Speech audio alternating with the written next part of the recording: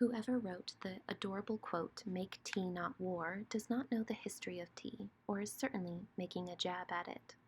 There is, of course, the long history of war over tea and silks in the eastern part of the world.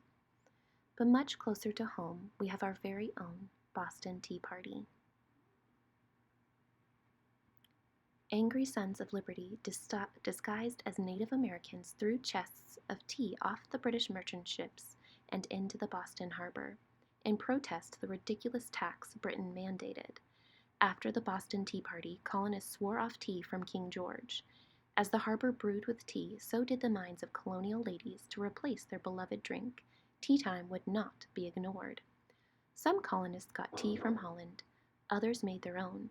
They used what was readily available and what they could forage,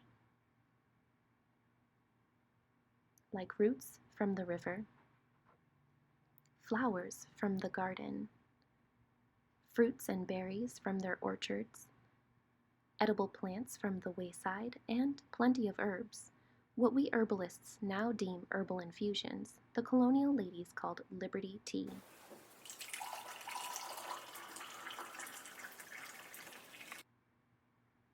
Making Liberty tea is a lesson in resourcefulness. It is an example of the colonists' persistence and cleverness. The Daughters of Liberty made do with what they had: raspberry leaf, different kinds of mint, sumac and other berries. Chamomile and lemon balm were popular choices for Liberty tea. They might use tree bark from the forest, certain seeds from vegetables, or edible flowers from the garden. Want to make this herbal infusion?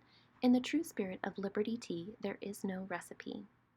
Like the Daughters and Sons of Liberty, we can use what we already have or can forage seasonally.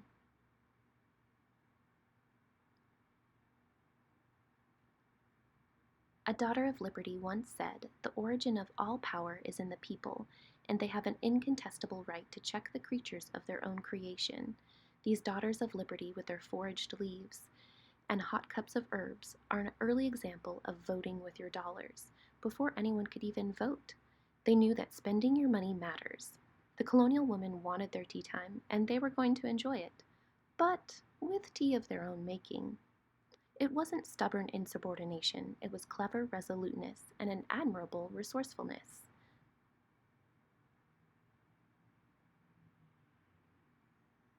Cheers! Here's to having liberty and drinking it too.